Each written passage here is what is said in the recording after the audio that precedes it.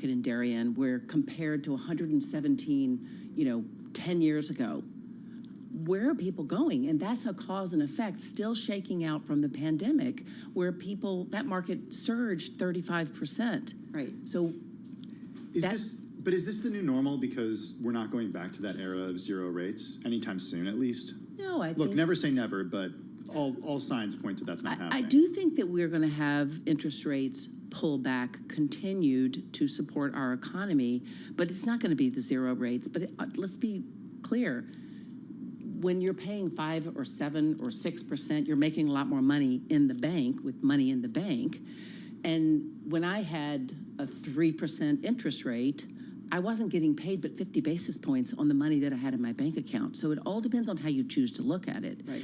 And I do think that as interest rates pull back, even if they just go to 5%, prices are going to go up. We're not there.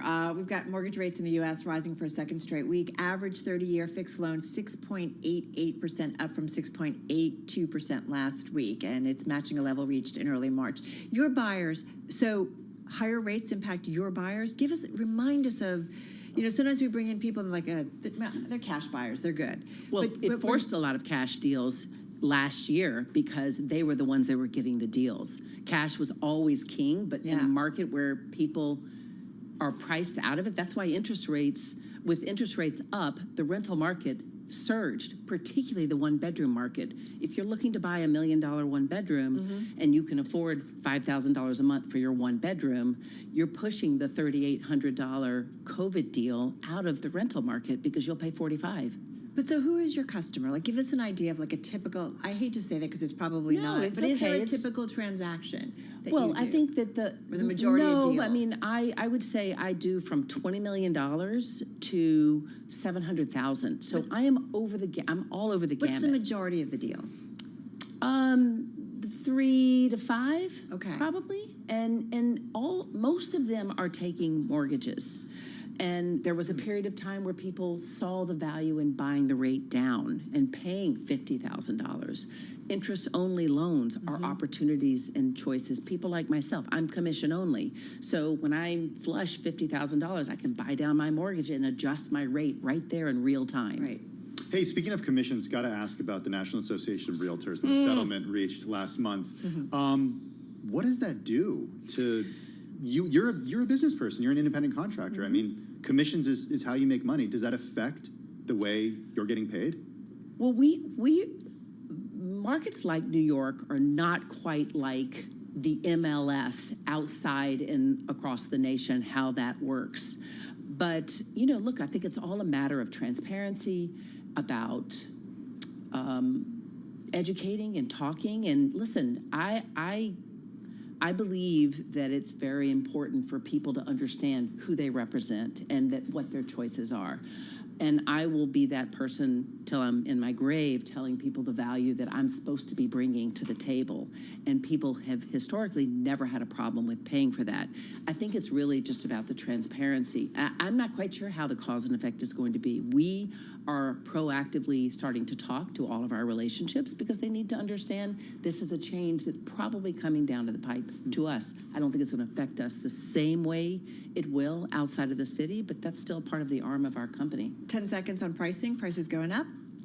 I think they're still strong, yes. Okay. They're still strong. So I they're think still going up? I think that there are pockets of opportunity. Okay. And it depends on how long they've been on the market and if sellers will allow the brokers to price their homes instead of themselves and pricing from yesterday, they're going to make those transactions. A great snapshot, as always. Louise Phillips Forbes, real estate broker at Brown Harris Stevens, of course, joining us in studio.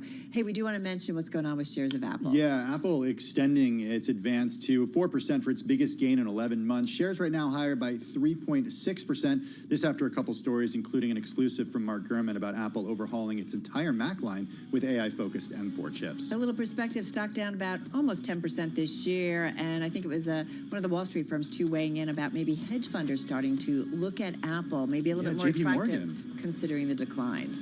All right, you're listening and watching Bloomberg Business Week. Carol Master, Tim Stanovic. This is Bloomberg.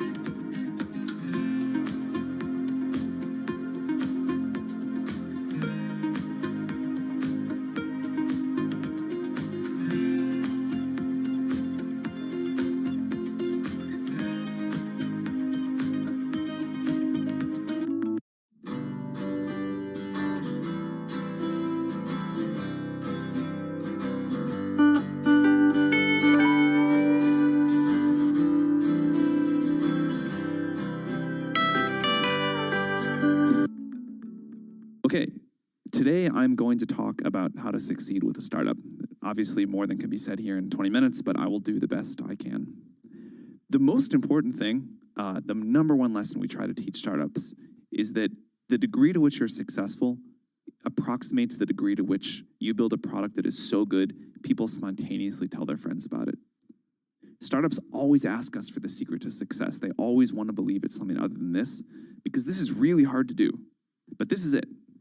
If you can build a product that is so good, people spontaneously tell their friends about it, you have done 80% of the work that you need to be a really successful startup. If you think about the most successful companies you know, Google, Facebook, whatever, you probably found out about them because a friend of yours said, you got to try this, it's great. So this is the bar. Something that people love so much they tell their friends about it. One important indicator for a product like that is a product that's simple to explain and easy to understand. If you can't explain in a few words what you do, and if at least some people don't say, oh, that's pretty interesting, that's usually a mistake. It's usually a sign of unclear thinking or a need that is not big enough.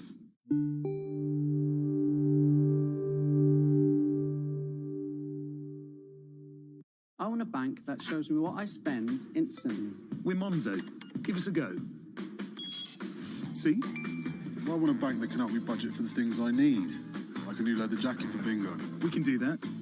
Bingo's my cockapoo. Hi, Bingo. It's a real faff to sign up. It takes less than 10 minutes.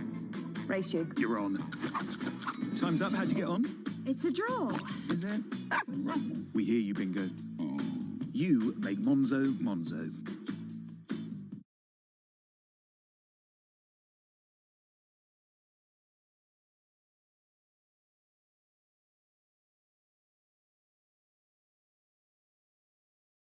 Vueling Airlines believes you deserve more, starting with us. Vueling Airlines, a Skytrax certified 4-star low-cost airline that cares about you, with flights to over 100 destinations across Europe at the best price. We care about the way you fly. Book now.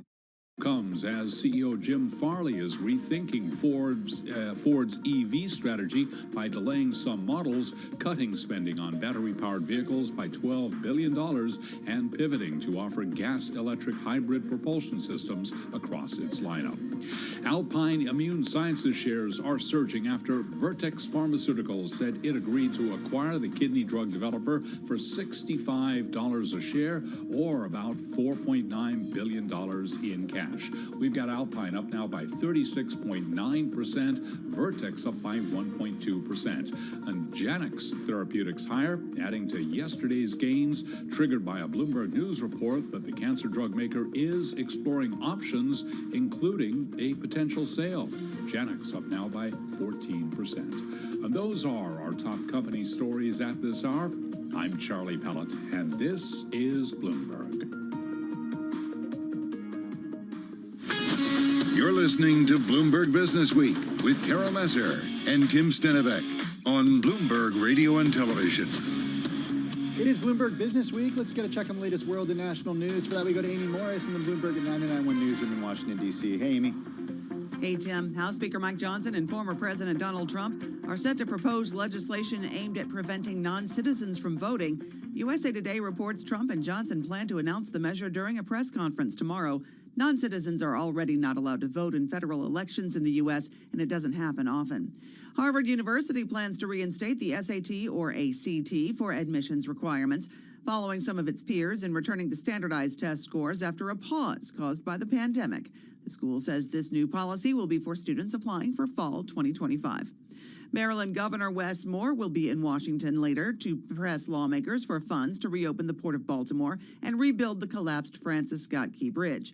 He says clearing the wreckage is a complex operation, but he is sticking with his timeline of reopening the port by the end of next month. Governor Moore tells Bloomberg Surveillance all options remain on the table to help pay for the rebuild. And after a rain delay this morning, the Masters is underway in Augusta, Georgia. And sitting atop the leaderboard, we've got Ryan Fox at 5 under and An Byung-yoon at 4 under. Tiger Woods is going to be teeing off just before 4 o'clock Eastern time this afternoon. Global news 24 hours a day and whenever you want it with Bloomberg News Now. I'm Amy Morris. Now back to Bloomberg Business Week with Carol Messer and Tim Stenevec. All All right, Amy Morris, thank you so much. Just want to point out Morgan Stanley just kind of dipping to a lower price there, down about 6.2% on those reports from the Wall Street Journal of a group of U.S. regulators scrutinizing the firm's efforts to prevent potential money laundering by wealthy clients. So we're going to be keeping a watch on that into the next couple of hours. In the meantime, among those red stories on the Bloomberg terminal this afternoon has to do with something that, for a long time, New Yorkers, well, they kind of love to hate, and that was the airport situation in the tri-state area. So we're talking LaGuardia, JFK, and of course Newark Airport in New Jersey. And it turns out that after years of construction and billions and billions, and I could say tens of billions of dollars, the airports are now among the best in the nation. Nation, you can't make fun of us anymore. I'm just going to put it out there. Not for the airports, at least. No, There's plenty of other stuff they can make fun of us for. But not for this. In March, check this out. LaGuardia earned the 2023 title for Best Airport in North America within its weight class. Who knew that there were different weight classes? But apparently there is, especially. And this was based on passenger feedback collected in departure and arrival surveys. A full year, $8 billion, 6-year transformation, overhauling LaGuardia's drab space. We know it's been criticized not only by maybe people flying in and out, but even by some of our leaders in the past. Yeah, we're talking about President Joe Biden when he was vice president back in 2016, sharing some comments about landing there. And perhaps that kicked off this infrastructure project. The work is not done yet, though. JFK is not done. $10 billion has been spent so far out of a $30 billion investment. Next up for airport makeover in the tri-state area is JFK, which is undergoing $19 billion worth of construction to create 2 major terminals and expand existing ones, as well as upgrade roadways. Yeah, I should put out public-private funding partnerships have made the rebuilding of LaGuardia and JFK possible. What's interesting over at Newark, that Terminal A project, which shocked me the first time I walked through it, was fully funded by the Port Authority. So can't make fun of us, at least for that, anymore. My question is, now that they're doing this to the airports, when does the subways? When does that happen? Yeah, Charlie Pellet saying yes, yes. All right, fingers crossed. They're hopefully going to work on that. All right, folks, that's going to do it for this hour of Bloomberg Business Week. Of course, we're going to continue watching shares of Morgan Stanley on news that a bunch of regulators are looking into the firm's wealth unit. So that stock down more than 6%. That's on our radar and a couple of other stocks. Yeah, Boeing's on our radar. Their no good, very bad week continues to get worse. Also, Amazon hitting its first record high since 2021. For those of you watching on TV, the close is up next. Tim and I are continuing on Bloomberg Business Week.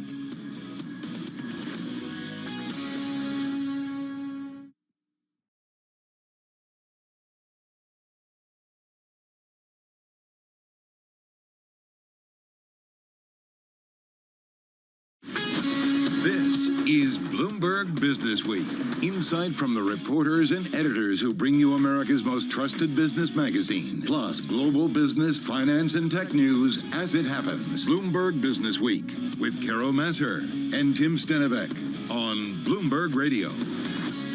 We are continuing on Bloomberg Business Week. Just checking the markets there. Sorry for the pause. We're just about an hour away from the closing bell. Folks, we're just coming off our best levels of the session. So much for kind of some selling we saw earlier in the session. We're definitely off of that. We've got about a 1.6% rise on the NASDAQ 100. Hey, we got a lot coming up this hour, Carol. We do. NASDAQ Composite, by the way, up 1.6%. This is Bloomberg Business Week. That's Carol Masser. Well, you said NASDAQ 100. Oh, okay. Yeah. Sorry. Yeah, I listened to you. All right, sorry. Yeah. Just checking. It's called a clapback. Is it Friday yet? No, it's not All even right. close. We are continuing.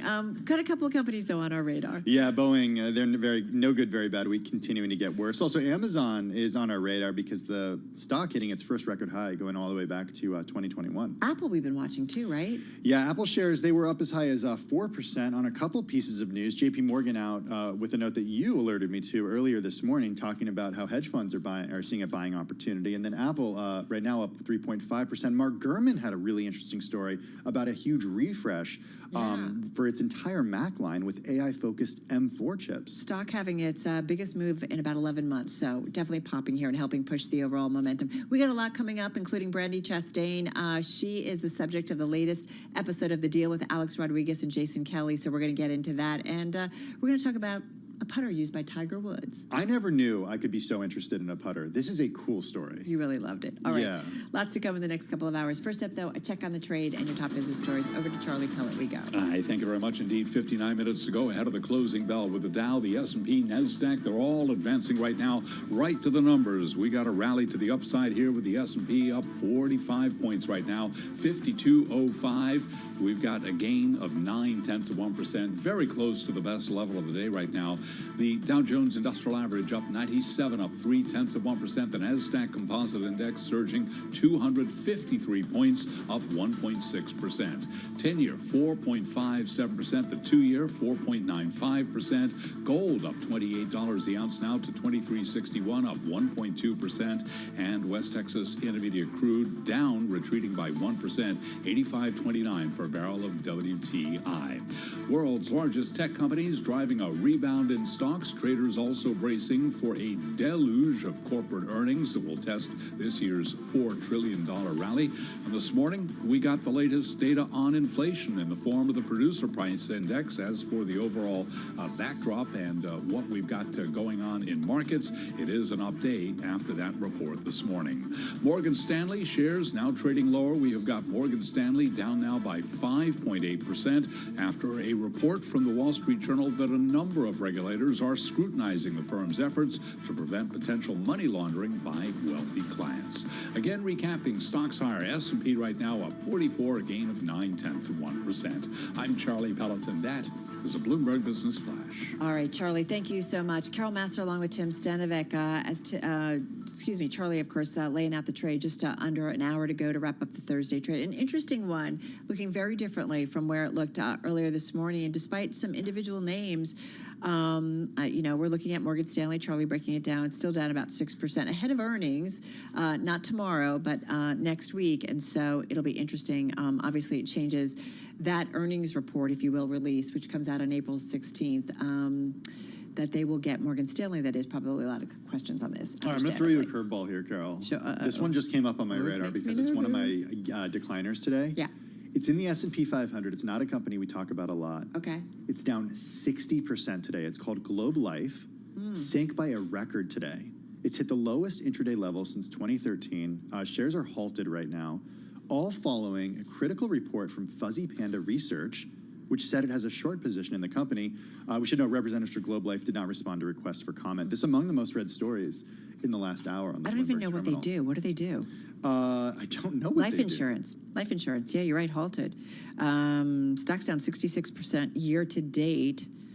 As you said, $3.9 billion market cap, and about 3% of the float is shorted. So looking for some headlines. Oh, that's interesting. Yeah, they we'll see do what happens. term, whole, and children's life insurance, as well as accidental benefits, mortgage protection, and Medicare supplement plans. Right, and the trading halt because of the big move, right? Down 60% as we speak. Can you believe that? Yeah, well. Now it's about trading again, down more than 60%. All right, so kind of we'll be watching that certainly into the close.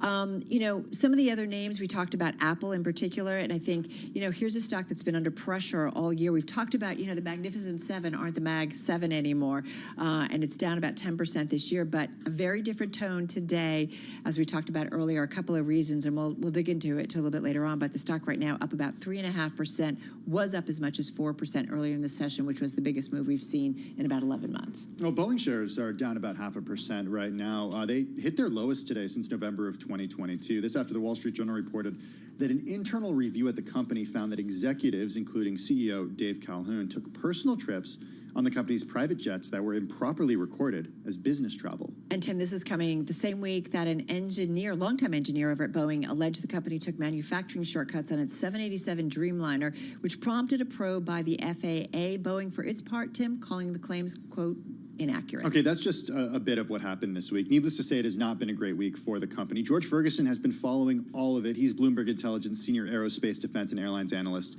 and he joins us from Princeton, New Jersey. George, I want to start with the journal news that we got earlier today because, as we know, Dave Calhoun has said he's going to leave by the end of the year. But I'm wondering what news like this does for the image of Boeing, especially its executives, as it tries to navigate this new chapter, what it hopes is a new chapter.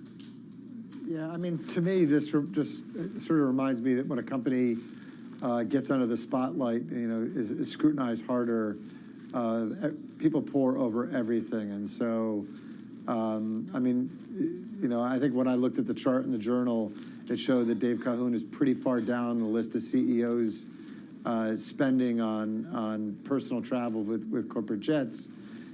Corporate jets, there's a lot of people not big fans of them. We all remember when the auto executives flew to Washington on private jets to talk about problems. I think it was in the mid 2000s. Yeah, it was the bailouts for the cars, right? For the auto. You got it. Right? Yeah. Yeah. So I mean, it reminds me of one of those moments. Things are very difficult at Boeing, and everybody is pouring over everything. They need all the cash they can get. So I guess you'd like to see the executives using the company for less for less perks and trying to keep some of that money inside.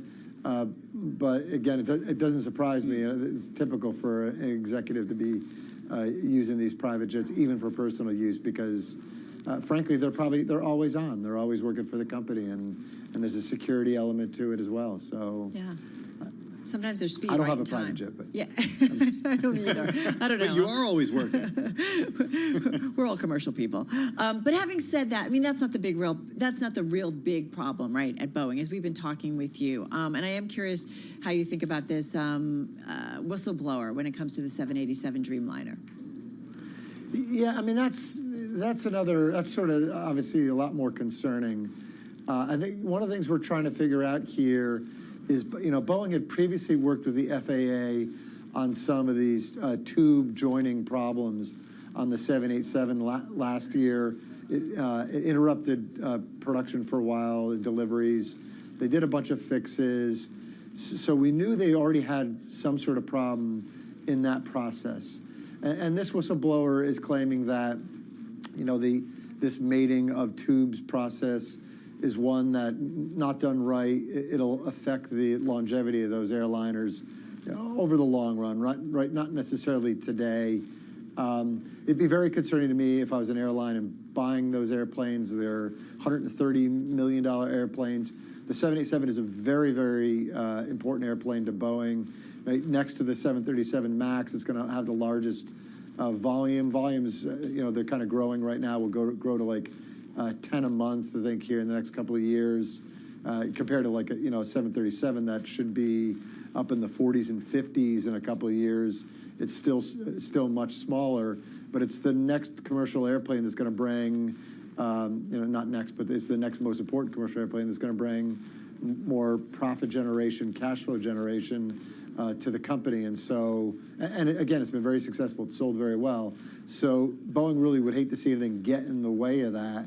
And so we'll watch this whistleblower claim very closely. It does seem related to something previous that we think is fixed, so I don't want to get too excited about it yet, but we'll watch it very closely. I think the FAA jumped on it quickly because, they're very concerned about quality coming out of Boeing right now. Is it the type of thing, George, that could move the needle for customers? And we're talking the airlines here, the companies that buy or lease Boeing planes. Absolutely. Again, if you're going to buy a $130 million asset and you thought it was going to last 30 years, and someone tells you in 12 or 15 years it's compromised, it needs to be taken out of service, you're going to want remuneration back from Boeing for that asset. And there's over 1,000 of them built. It's been pretty successful. So it's not a liability that Boeing would want to have. And again, as a customer, you'd go to the Airbus A350 if you think that you're not going to get an airplane that's going to have a long life to it. And so very important. We'll watch it very, very closely. Like I said, we're not hot on it yet because we're wondering if it's part of that previous issue, but it's very concerning, and we're watching the news flow to see if anything more comes out on it. It's a lot of news flow, and it feels like every day or every week we've got a bunch of stuff, George. So I know we ask you this That's a lot. why George needs a private jet. To be able to read through all of it. Yeah. Just your final thoughts on Boeing. And I don't know, I was talking to an individual, a colleague, who maybe this wasn't the only reason, but chose not to fly a Boeing jet. Is there any reason for consumers to be worried? So I don't think so, right? If I had a flight on a 787 or a 737 MAX tomorrow morning, I'd get on it and take off. Every day these airplanes are flying in fleets all around the world, and they're flying safely. They're getting to the destination safely. So no, I don't think there's any reason to be overly concerned. But again, if I was buying an asset that was an airline and looked for 30 years out of it, there'll be inspections on all these airframes over time. And during those inspections, they look for fatigue. So it's not like no one ever looks at the airframe after it leaves the factory. And typically spotting of problems is good and early. And so I don't think there's any reason to be concerned. But again, if you were buying an asset, you expected it to be valuable for 30 years. Yeah. And it was 15. It's like buying a car that's, that you thought would last you maybe a decade and it lasts 3 or 4. You probably wouldn't go back to that brand for a while. It's a good perspective on it. George Ferguson of our Bloomberg Intelligence team. By the way, shares in Boeing are down about 33% so far this year, just a little lower in today's trade, but they did hit a 52-week low today. This is Bloomberg.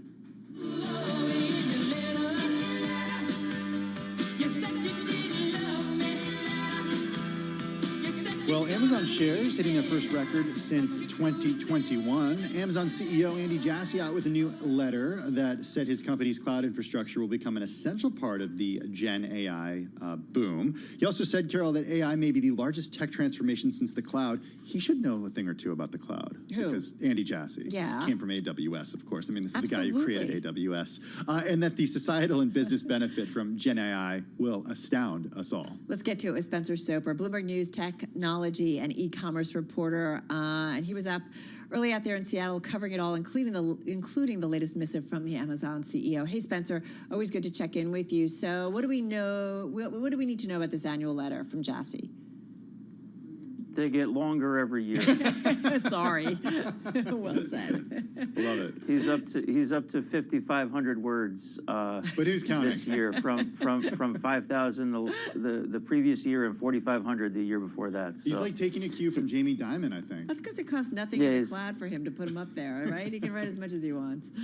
Yeah. But I don't know. It was an interesting letter. It certainly doesn't generate as much buzz as his predecessors' annual letters. Founder Jeff Bezos, people would really dissect them and look for any clues on where Amazon might be headed because it was always seen as just kind of being so leading edge.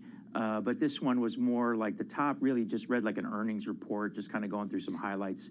And you got to get deep down into the bottom before he starts talking about primitive tools is what he seemed to be highlighting that.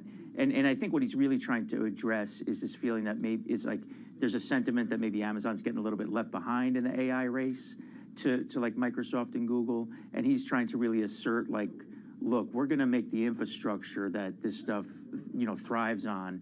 And he's really trying to draw parallels between their investments in data centers and Amazon Web Services in the cloud with the next wave of AI, and that they're going to be in a good position to, even if they're not out there in front publicly, they're going to be building the tools behind the scenes that anyone working in the space is going to want to use. Spencer, feels like a 1-2 punch because last night at the White House, President Biden and Japanese Prime Minister Fumio Kishida, a big state dinner, but they also held a press conference, but they are enlisting Amazon and NVIDIA to fund a new joint AI research program. The two nations looking, obviously, to do better when it comes to collaboration around the technology. But it's interesting. Jeff Bezos was at that dinner.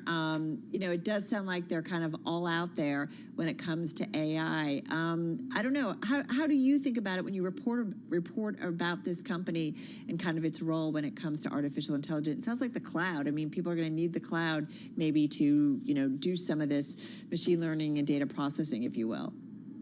Yeah, I mean, it's all going to be about like speed and efficiency and cost.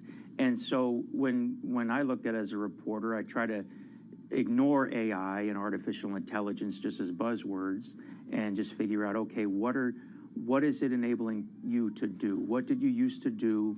How is it done? How is that changed? How are you doing it now? And for the most part, it's really just automating a lot of rote tasks, So, and they're still always going to need that human element to differentiate. Like if everybody's using the same AI tools to do the same things, it's all going to look the same, So it certainly helps in terms of inputs and rote tasks, but it's still going to require that human element and creativity and things that these machines can't do to help people differentiate. Spencer, I ask everyone this, and I haven't had the chance to ask you this, but Jassy talked about the societal benefit here. In your reporting, what are the wildest things that are going to benefit society from Gen AI? I think that just the processing of vast amounts of information is always the thing, and spotting trends and stuff and doing it efficiently, rather than having someone else do it. There's always this kind of framework of math and calculation that has to be done when it comes to breakthroughs. But the more you can delegate that to machines, just the more you can focus on and target your efforts and energy. So I think that's a lot of it, is just just processing data and that sort of thing to read trends. But in terms of like life-changing breakthroughs, I haven't seen it. I imagine they'll be there, and we'll look backward and recognize it. But right now, it is hard to. It's hard to see the forest through the trees. Carol's still waiting for the robot that does dishes. Yeah, that's all I'm asking for. Like, kind of figures out what we need to do around the home and just takes care of it. I'm with you. I'd like to get rid of my to-do list. Spencer, thank you. So appreciated. Spencer Soper, he's Bloomberg News technology and e-commerce reporter, joining us out in Seattle, our Seattle bureau. Check him out, though, on X at Spencer Soper. Amazon shares, by the way, they're up just shy of 2% in today's session. Just take a quick look at what they're doing here in 2024. Tim, they are up almost 25%. So that's one of the MAGA 7 that's actually MAG this year? Yeah. Or MAGA 4, maybe I should say. This is Bloomberg.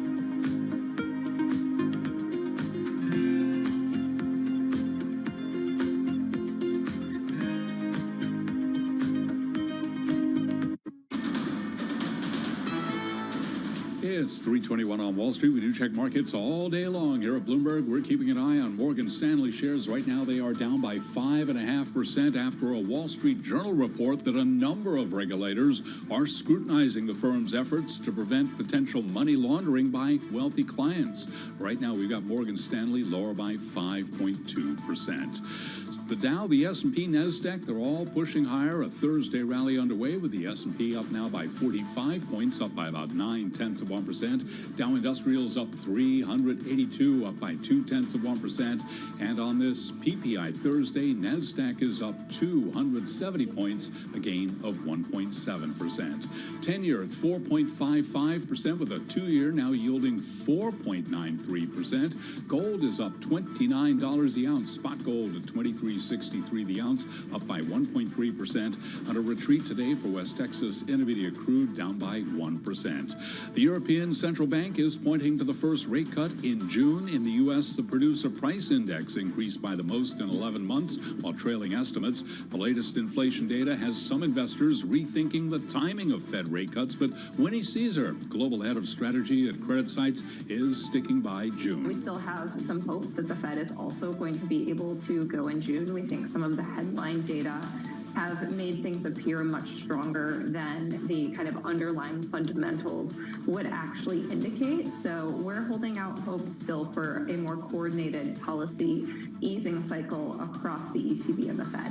Winnie Caesar of Credit Sites. Again, recapping, stocks are higher. S&P up 46, up by about 0.9%. At the Augusta National Golf Club, after a long weather delay this morning, 2.5 hours to be precise, New Zealand's Ryan Fox is at the top of the leaderboard. They played through 12, 5 under par for Fox, followed by Bryson DeChambeau of the United States. Tiger Woods, by the way, not scheduled to tee off until about 30 minutes from now. And those are our top stories at this hour. I'm Charlie Pelleton. That is a Bloomberg Business Flash. All right, Charlie, thank you so much. Well, big deal this week. Blackstone struck a roughly $10 billion deal for an apartment landlord in the latest sign that the real estate investor sees a ripe moment to pour money into the property market. And in February, Bloomberg reporting on Pretium, the largest single-family landlord in the U.S., and that it was planning new housing bets on apartment properties. The firm also recently sold a stake to Hunter Point Capital as it seeks financial muscle for new initiatives. We knew we wanted to know more. So with more on what Pretium is up to, back with us is Roberta Goss. She's Senior Managing Director, Head of the Bank Loan and CLO Platform at Pretium. She's joining us here in our Bloomberg Interactive Broker Studio. By the way, Pretium has some $51.8 billion in assets under management. You know them. They're focused on U.S. residential real estate, residential credit, and corporate credit. So, all right, related out there. How are you? Great. We've been really busy. Well, tell us about that. What does that mean for you, and what specifically? So as a firm, we've been very focused on what opportunities are coming and through the dislocation that we really see as a result of regional banks pulling back. And I think that speaks to the strategic investments we've made and the fact that we really think we're going to be extending into new areas. In single-family rental, we're extending now into multifamily with the acquisition of BH, which is unique for us and terrific. And then on the resi debt side, we think also a potential big opportunity as we move forward. So extending from resi mortgages into commercial debt, where we think there'll be a dislocation opportunity. What does that dislocation look like? So really more on the commercial side and focused on really the senior levels of debt within commercial real estate. Well, what kind of deals are getting done? So like walk us through some of the financial structures that we're seeing. And I know it's hard to kind of jump everything in a big bucket, but give us an idea. I guess what we're trying to do is, right, the deals tell us to some extent who's in the driver's seat or how much someone coming off of the concerns, the woes, if you will, of the regional banking sector and how other people have come in. But I'm curious about what kind of deals then are being done. Yeah, so for us, it's really opportunities in multifamily coming from ownership of properties that need to be refinanced. So under pressure, under duress? I would say not yet, but Okay. we're expecting more duress as we go through the next couple of years. So refinancing opportunities and the need for new sources. And I think this will move from the banks to more private debt and private asset management opportunities. You mentioned the opportunities arising in the wake of the stress on regional banks, specifically what we saw in March of last year. Mm-hmm. I'm wondering if you think the stress on regional banks is over. I think that's really hard to call. I'd say, when we looked at, Silicon Valley Bank a year ago, you would have said, okay, that was a unique situation.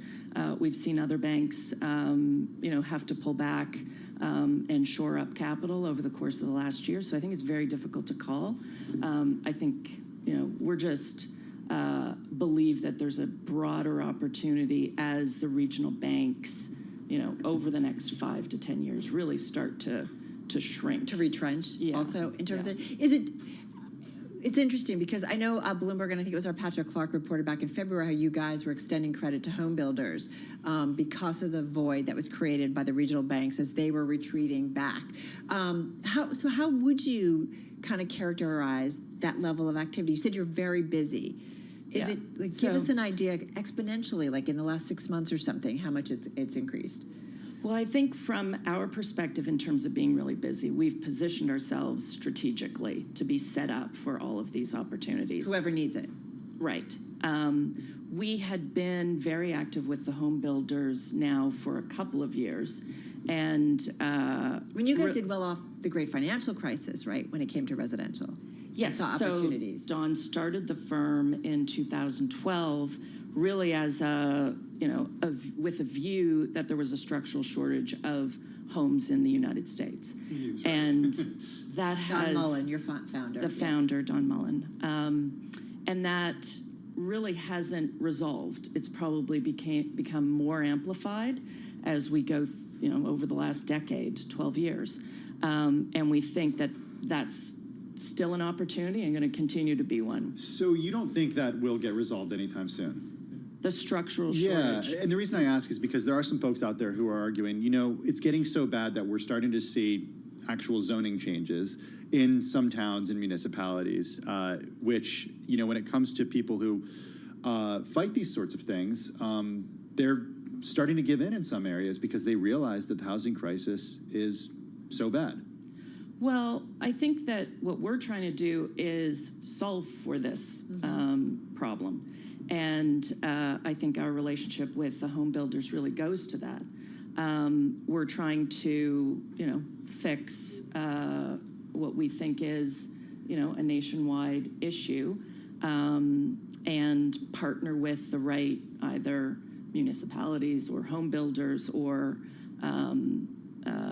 financial partners that are trying to solve for this shortage. I wonder too, Roberta, are there certain geographic areas where you guys are finding more opportunities than elsewhere? Well, we've been almost exclusively focused on the Sun Belt. And that has been... Everybody loves the Sun Belt. Yeah, so from, Arizona through to Florida. And you're going to stay there, or...? I think for now, that's where our resources are really concentrated. And I think through COVID, we've seen a lot of migration to those areas. I have 3 family members, 2, though, kind of like just before COVID and then another one after COVID. But don't even think about it. No, not yet. I kind of like the East Coast. I like Northeast a lot. What about the flip side of that question? Is areas that you see yourself avoiding over the next few years? Within our 3 businesses, which are single-family rental, we're extending into multi. In resi mortgage debt, we're extending into commercial real estate debt. And then in my business, which is corporate credit, I think probably one of the stronger of the 3 this year in leveraged loans. We think that there's just opportunity to grow within those 3 businesses. So it'll be natural extensions, but probably not new businesses. we'd be remiss, and we'd like to, because you guys have a great vantage point on kind of stuff that's going on in the economy. And here we are debating, you know, what the Fed's going to do with the economic reports. Just got about a minute left here. How would you describe kind of the business environment, the investment environment? So I would say in my world, which is leverage loans and corporate credit, it has been incredibly strong all year. Which would, to me, say strength, because if there's stress in the markets, that's not going to be there. Right. It's not going to be, it hasn't been in corporate credit. Right. Even though we've seen some elevation in defaults, you know, nothing close to the levels we were seeing in the GFC. And we don't get there? No, we don't believe that we'll get back to GFC levels. We'll sort of sit, last year defaults were in the just below 4%. We'll sit at that level this year. But nothing like a downturn, a recession? Forgive me, just got about 25 seconds. No, we believe that corporate credit's going to continue to perform fairly strong this year, and elevated rates are good for leveraged loans because we're a floating rate product. Right, and it does look like you guys are looking to do more deals and put more money to work. Roberta, thank you. Thank you. Appreciate it. Roberta Goss, Senior Managing Director, Head of the Bank Loan and CLO Platform over at Pretium, joining us here in our Bloomberg Interactive Broker Studio. Hey, we are just under a half hour from the market close. We're seeing the S&P 500 off its best levels of the day, but still up 0.9%. The Dow up 0.2. The NASDAQ Composite up 1.7%. All right, let's get back to world and national news. Off to D.C. we go once again, and Amy Morris. Amy, take it away. All right, thanks, Carol. O.J. Simpson has died. The decorated football star who was acquitted of charges that he killed his former wife and her friend, but wound up in prison years later in an unrelated case, died in Las Vegas last night. His family said on social media that he died after a battle with cancer. O.J. Simpson was 76 years old. A former interpreter for Los Angeles Dodgers baseball star Shohei Ohtani was charged with bank fraud by the U.S. Justice Department today. U.S. Attorney Martin Estrada says Ippei Mitsuhara allegedly stole more than $16 million from Ohtani. According to the complaint, Mr. Mitsuhara stole this money largely to finance his voracious appetite for illegal sports betting. U.S. Attorney Martin Estrada says Mitsuhara started placing bets back in 2021. Mitsuhara now facing up to 30 years in prison. Japanese Prime Minister Fumio Kishida told a joint meeting of Congress that the world needs the U.S. to maintain its key role on the global stage, warning that much of Asia would face harsher realities without American support. China's current external stance and military actions present unprecedented and the greatest strategic challenge, not only to the peace and security of Japan, but to the peace and stability of international community at large. It was an address to Congress earlier today, the Japanese leader saying that he sensed self-doubt in the U.S. over its involvement abroad. Harvard University plans to reinstate the SAT or ACT for admissions requirements, following some of its peers in returning to standardized test scores after a pause caused by the pandemic. The school says the new policy will be for students applying for fall 2025. Global news 24 hours a day and whenever you want it with Bloomberg News Now. I'm Amy Morris, and this is Bloomberg.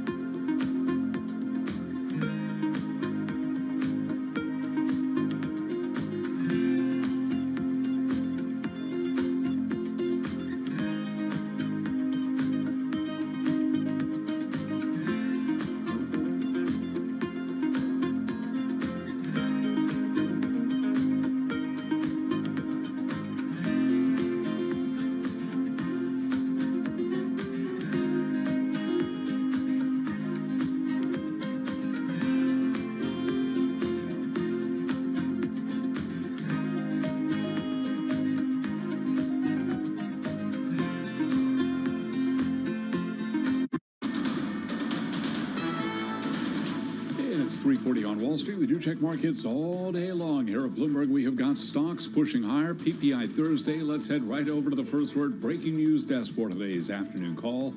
Here he is, Bill Maloney. And good afternoon, Charlie. U.S. stocks with an aggressive bid off the morning lows. The Dow's currently up 77 points, was down 264. S&Ps are higher by 47 points, and NASDAQ rises by 1.8%. The U.S. 10-year yield at 4.57%. Gold jumps 29. Oil in the red, and Bitcoin is higher by 0.7%. Among the main 11 S&P sectors, leaders were tech and telecom. Energy and financials led to the downside, and leaders to the upside in the Dow, Apple and Nike, while travelers and UNH were under pressure. After earnings, CarMax fell 9%, and in the insurance space, Global Life plunged 63% after a short seller report. Among the brokers, Morgan Stanley sank intraday on a report the U.S. government probes its wealth unit. And in the tech space, NVIDIA traded back to $900 a share. Wrapping things up, earnings season kicks off tomorrow morning with J.P. Morgan, Wells Fargo, and Citigroup all reporting in the pre-market. Live from the first word breaking news desk, I'm Bill Maloney. Charlie?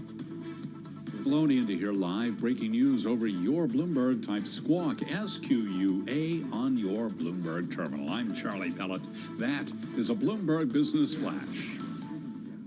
I'm driving in my car. I turn on the radio. How about you let me drive? Oh, no. Who's gonna drive you home? Honey, please, I'll do the driving. Drive on. Excuse me, I want to drive. It's the question that drives us. This is the Drive to the Close. That funky music will drive us till the dawn. On Bloomberg Radio.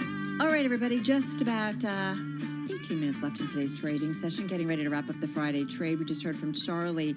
We definitely have a rally underway when it comes to the equity trade. In fact, we're seeing some buying here, certainly on the NASDAQ 100, looking at it now up about 1.8%. So interesting to see the interest in activity. Okay, so we may be seeing some buying, but over on the yield curve, things look a little different, Carol. The 10-year yield, wow, moving higher right now by 2 basis points, up at 4.56%. Yeah, we talked about, right? This is, it looks like the new reality, the new level, certainly, when it comes to the 10-year. Hey, let's see what Kathy Jones has to say about all of this. We've got a great voice on all of it as we drive to the close on this Thursday. She is Managing Director, Chief Fixed Income Strategist at the Schwab Center for Financial Research. So, Kathy, an interesting week again, coming off a second inflation print, but it really was CPI that, made us change our tune again in terms of rate expectations and what the Fed might do. How are you seeing it? What do you think is the reality when it comes to the U.S. Treasury curve? What are you looking at? Well, expectations changed on the CPI number. It's sort of interesting now we're carrying it out to 2 and 3 decimal points to try to determine, where we're going on inflation. I don't think the reality has changed dramatically. We know the Fed doesn't target CPI as its major benchmark. It's core PCE. And we had some decent numbers on PPI today that feed in more closely to that core metric, that core PCE. So we may get a little bit of relief when those numbers come out down the road. But I think the big question is, is the Fed going to cut this year? If so, how many rate cuts are realistic to expect? And since the mandate that they have dictates that they need confidence that they're getting to 2%, it doesn't look like these numbers are giving them confidence. The economy has been resilient. We have pockets of inflation still burbling up, not getting as much traction in the decline in inflation. So we're probably looking at 2 rate cuts this year instead of 3. I still think that there will be rate cuts. I don't think the talk of hiking makes a lot of sense. But why does the Fed need to, Kathy, why does the Fed need to cut rates if we still have an economy where it feels like growth expectations are moving up? We just talked with our Gina Martin-Adams about earnings, and she's looking for, or estimates are for, decent earnings growth again for the second quarter, or for the quarter that we just finished. So, where is the weakness that the Fed needs to maybe hedge against, if you will, in the U.S. economy? Yeah, I don't think it's so much as they're hedging against weakness in the economy, although there's pockets of softness that are showing up when you look at delinquencies on credit cards and car loans and things like that. But I think it's more normalization, right? 5.5% Fed funds when you effectively have inflation running at, let's call it 2.5 to 3. That's a high real interest rate. Can the economy continue with a high real interest rate for a while? But you're definitely seeing pockets of weakness showing up, and their goal is not to tip the economy into recession or to stress it so much just to get inflation down. So I think it's a waiting game, but I don't think the destination is all that different. The direction of travel is still down. It's just a much longer time to get to the destination. The destination may be higher than in the past. Not if still, but just when. I'm wondering, Kathy, about what your outlook for rates is for the remainder of the year here. I mean, I think a lot of people would have said, okay, I think we're kind of done seeing, 4.55% on the 10-year a couple months ago. That turned out not to be the case, with yields hitting their highest today on the 10-year than they've hit since November. How much higher do you think they could go this year, or at least this cycle? Yeah, it certainly looks like we could test 475, 480 again. That was sort of a stopping point. That's not my base case scenario, but it is a possibility. I think as we get down the road, we'll focus in on some of the better news on inflation rather than the worst news on inflation, but you can't rule it out. I don't think we're going back to that 502 high that we saw a year ago or close to a year ago, but you can't rule out another push up here at 475, 480 until we really get a grasp of, where is Fed policy going? Has inflation actually stalled out? I don't think any of those things, I don't think it's stalled out. I think it continues to go lower, but, we have to test the thesis. Why are we up today on the equity side of things? I don't usually like to do day to day, but I don't know. I think it's kind of an Carol, interesting she's trade. fixed income strategist. Okay. All right, that's fine. Well, what do you think? Well, why? But you can still, please, you can still feel free to answer. You're smart. You watch the markets. It's all connected, and we get that. So why is it based on, if we were at 4.5%? Is it just potentially equity investors like, yeah, I can live with this? Yeah, I mean, I'm not the equity strategist, but I think you can look, you're just talking about corporate profits. They hit a new all-time high in the last quarter. They're expected to continue to grow. That should be the driving force behind the equity market, is those earnings. So if those earnings continue to look good, I imagine people will pile back into equities. Okay, I'm getting some questions from some listeners and viewers here. Is there a perpetual demand for yield and fixed income if no cuts come? Yeah, I think so. I think one of the things that hasn't been focused on very much is how tremendous the demand has been for fixed income since rates went up, since the Fed hiked rates. We've had, very strong inflows. The foreign capital continues to come in, but so domestically, we were yield starved for a decade. And now people look at 5%, 4.5%, 5% on relatively low risk assets, and they say, yes, I'll take that. Especially if you're trying to plan for the future, if you're trying to generate a paycheck in retirement, all those things, that's where the demand for fixed income is, and it keeps coming in. Well, that's interesting. I was listening, I think it was on Surveillance this morning, with Tom and the gang, and I just think they were talking about one of their guests, like this idea that if you are near or thinking about retirement, locking in on the fixed income side of things on the U.S. Treasury, like this is not so bad. Why not do it and take risk off the table? Like that makes sense to me. Yeah, locking in 5% for the next 2 years, that's not bad. Right. Yeah, or you could even look at investment. Yeah, or investment grade corporate bonds, which have high ratings, generally very low default rate.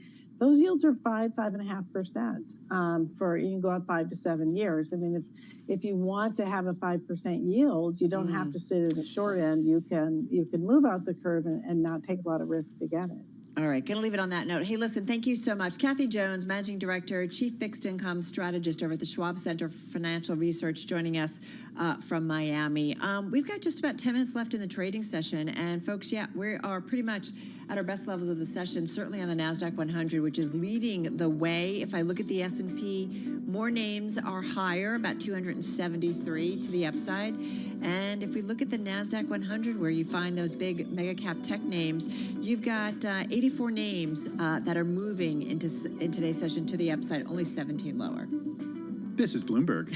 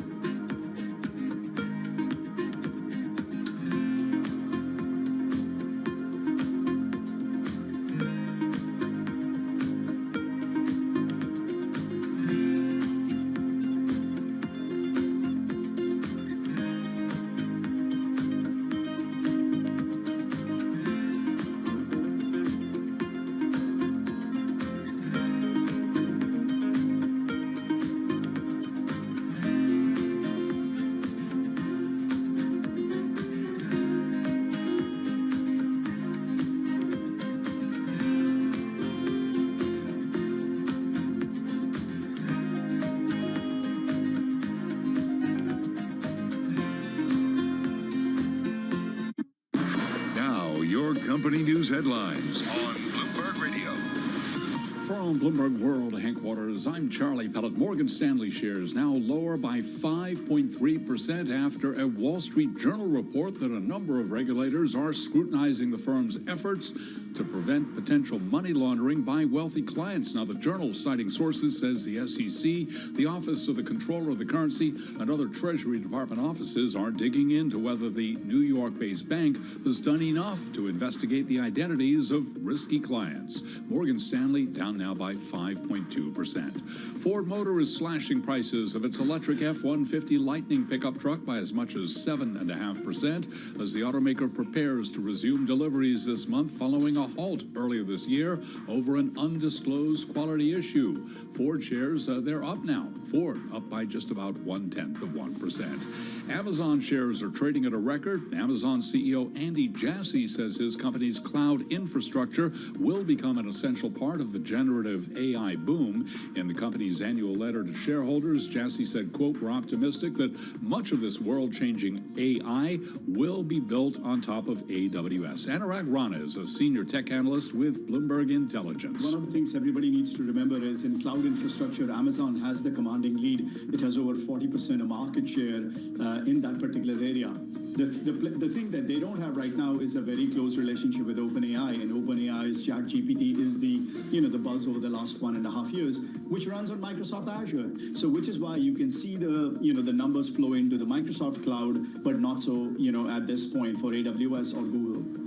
Anurag Rana of Bloomberg Intelligence. Again, Amazon shares at a record right now, trading higher today by 1.8%. Year to date, they're up 24.6%. Those are our top company stories, and this is Bloomberg.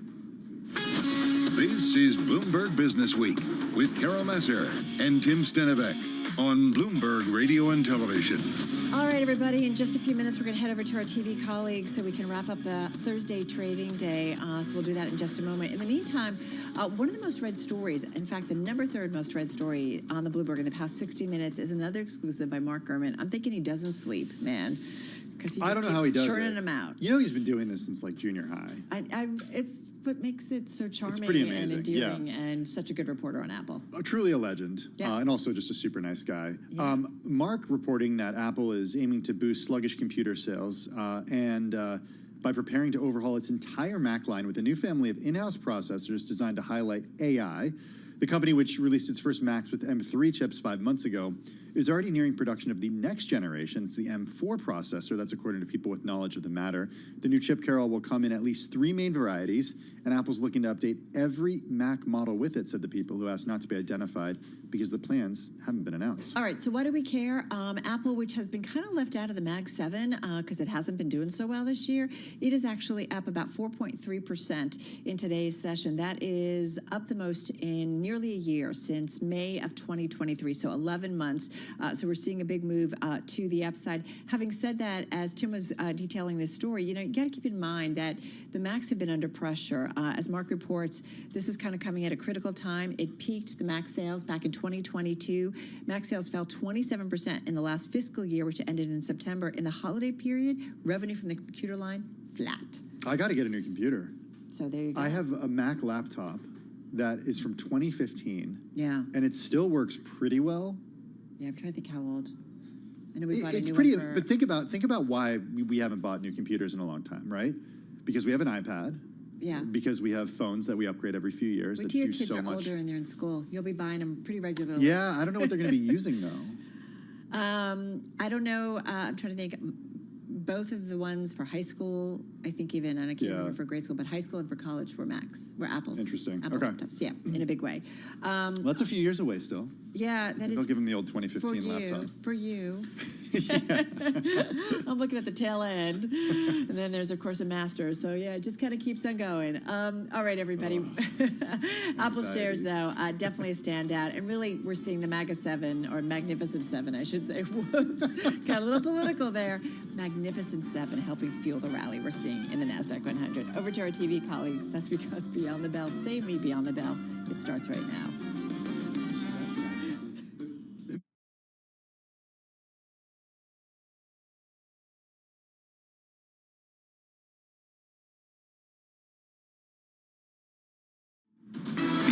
bell. Bloomberg's comprehensive cross-platform coverage of the U.S. market close starts right now. And right now, we are 2 minutes away from the end of the trading day. Romaine Bostick alongside Alex Steele. We're counting you down to the closing bell. And here to help take us beyond the bell, it's a global simulcast with Scarlett Fu in the TV studio, Carol Masser and Tim Stenovic on radio, as we welcome our audiences across our Bloomberg platforms. And of course, welcome also all of our viewers watching us on YouTube. Carol Masser, quite a turnaround from what we were talking about just 24 hours ago in this equity market. Almost all of the gains from yesterday erased. It's like, what happened, right, in 24 hours? It's pretty remarkable, and I feel like the Magnificent Seven are getting back together again because not all of them have been seeing kind of some of the moves to the upside. Apple alone, right, its biggest move, up the most in almost a year here, 11 months. There's a story by Mark Gurman about what they're doing with some of their computers, maybe a reboot when it comes to the Macs, but nonetheless, that stacks up more than 4% in today's session. It's interesting, this happening on a day where we see yields, at least on the long end of the curve, continuing to move higher. It's something I asked Kathy Jones over at Charles Schwab about, because she is the chief fixed income strategist, and she says, okay, well, we still see 2 rate cuts this year, but and this is not her base case, but she said that yields on the 10-year could kind of test those 4.8%, 4.85% by the end of the year. Not base case, but we could still see rates move higher. We've seen this before, where equity investors shrug off whatever's happening with eco data because they say, look, the economy is doing well and corporate earnings are going to deliver. Whether we get first quarter earnings growth of 3.9%, as one consensus has it, or something much larger, as it usually happens because everyone lowballs it, people are counting on earnings, especially from those Magnificent Seven names, to deliver and keep pushing prices up. Yeah, and of course, all 7 of those names are in the green solidly on the day, with Apple up 4% here. Some other big gainers out there include Paramount and Broadcom. The big drags right now coming from names like Fastenal, which Alex was just talking about a little while ago. As we get the closing bells here in New York, the S&P 500, phenomenal day, a phenomenal turnaround from yesterday, up 38 points, or about 0.7%, recouping most of the losses from yesterday. The NASDAQ Composite, though, recouping all of the losses from yesterday and then some, up 72 points, or about 1.7%. The Russell 2000 also higher here on the day, up right now about 0.7% here on the day, and the Dow Jones Industrial Average, Carol, actually sitting this one out, down about 3 points. We'll just call it unchanged on the day. All right, unchanged on the day. Back to the S&P 500, kind of an even split, 232 names to the upside, guys, 270 to the downside. NASDAQ, though, NASDAQ 100, Scarlett, almost all the names, 75 gaining in today's session, 25 lower. Yeah, and that's reflected in the sector performances as well. You look at the IMAP, and it's pretty much a split, although there's a big chunk of green, and that belongs to infotech, communication services, and consumer discretionary. So it's like the fourth quarter all over again. All the Mag 7, all the big tech names are in the green. The laggards here are financials, that's Morgan Stanley right there, and healthcare stocks, as well as consumer staples. All right, let's get to some of the individual gainers. Going to go back to Apple, if I may, because that's your number 4 gainer in both the S&P 500 and the NASDAQ 100. We talked about Mark Gurman out with his story about them overhauling the entire Mac line with a new family of in-house processors designed to highlight AI. So there's that story out there. Apple shares finishing the day up 4.3%. Also interesting, saw this on the Bloomberg, Apple drawing interest from hedge fund investors seeing potential for AI-linked upgrades to its iPhones, and as a slump in its shares reduces the stock's valuation premium. This was coming from JP Morgan Chase analysts, so some attention certainly on Apple today. Rent the Runway, we were breaking down their earnings. This is like off the charts, but keep in mind the stock closing at $19 and change, up 161% in today's session, a record intraday gain. I'm assuming it's going to be a record gain overall, but this is after the company came out, fourth quarter revenue and adjusted EBITDA topping the average analyst estimate. Again, we broke this down yesterday. Shares had slid nearly 90% in the past through Wednesday's close. Stock did have a pretty decent and high short position, so fair to say, as we said yesterday, maybe some short covering going on. And Paramount Global, just wanted to mention that, number 1 gainer in the S&P 500 day, up more than 7%. Skydance slated to meet with Paramount management to begin due diligence next week. This was coming from CNBC. They did not cite exactly where that information came from. And Adweek out saying Paramount Global has hired, it looks like a law firm or firm to explore the sale of VidCon, citing an unidentified person. There just feels like there's a lot of stuff going on. This is not a distressed asset, according to the person in the know, but it does feel like things are maybe slowly moving forward to that final deal, maybe between Paramount and certainly Skydance. And we should also mention, I'll add a fourth there on your board with Amazon closing at a record high today. Good, yeah. Great. First record high since going all the way back to 2021 there, I believe. Let's talk about some of the decliners here. Morgan Stanley closing down 5.25%. It did fall as much as 7.2%. This after a report that a group of U.S. regulators are scrutinizing the firm's efforts to prevent potential money laundering by wealthy clients. We're talking about the SEC, the Office of the Comptroller of the Currency, and other Treasury Department offices, digging into whether the company has done enough to investigate the identities of risky clients, the Wall Street Journal wrote, citing unidentified people familiar with the matter. We did already know that the Federal Reserve was looking into these controls last year. And I don't know if you guys saw this. I think it's the most read story now on the Bloomberg terminal in the last hour. It's about the insurance company Globe Life, GLUS. It's in the S&P 500, by far the worst performer on a percentage basis in the S&P 500, down 53% today, sinking by a record after the second short seller this month called out the company. Shares of the company fell, wow, more than 50%, a record drop that took it to the lowest level in years. The sell-off followed a critical report from Fuzzy Panda Research, which said it had a short position in the company. Yeah. We should say representatives from Globe Life did not respond to a request for comment. The company is scheduled to report earnings later this month, and the report comes in the wake of another individual over at Orso Partners calling out Globe Life as a short idea last week. It kind of amazes me that they haven't come out at this. I mean, this has been going on for like 2 weeks now, 10 days, right? This is, well, that first report, the first was called out at the Stone Conference last week, and then this Fuzzy Panda report came out today. But 53, there was halted several times too for volatility. And then let's talk CarMax real quick, down 9.2%. The company did fall intraday the most in more than 18 months. It reported profits that missed Wall Street expectations. High monthly payments potentially scaring off would-be used car buyers. All right, I'll take a look at the bond market here because stuff did not really happen. You did have a 30-year auction that didn't go very well at all, but yields were only up by about 4 basis points. Now, keep in mind, this is adding on to the big move that we saw yesterday. So all in all, you're looking at, 22, 25 basis points over the last couple days. But you did start to see some buying in the front end, guys. So clearly there are yields that people are willing to step in and buy. And it looks like 4.94 for the 2-year is potentially one of them. All right, guys, I don't know about how you felt when you read this story when you were maybe reading in this morning, but New York City airports for a long time not known for being great places. They've been kind of scary places, kind of old and run down. Third world country, as our president put it. Yes, many years ago. Not well said, right? But anyway, maybe not wrong, but having said that, we've come a long way in a few years and a lot of money. In March, LaGuardia earning the 2023 title for Best Airport in North America within its weight class, which, as Tim and I were saying, we didn't even know there were weight classes when it comes to airports. But this was based on surveys and passenger feedback, basically when they looked at departure and arrival surveys and a lot of other things. But we have come a long way. And I don't know, last time you guys were in an airport, right? Oh, well, we have changed a lot. Well, yeah, I mean, LaGuardia was just, That bar was talk real about low. going from worse. Yeah, they couldn't have gone any further down. I remember one of the last trips we took before the pandemic out of LaGuardia, before they did the renovations, and we were just like, what's going on? Well, and now it's a dream. It's better than the Bloomberg office. I've been, I wouldn't say Slow that. your roll there. I've been at LaGuardia in the past where I've been surrounded by buckets because it was raining outside and the roof was leaking. It was like a common, they had permanent buckets set up.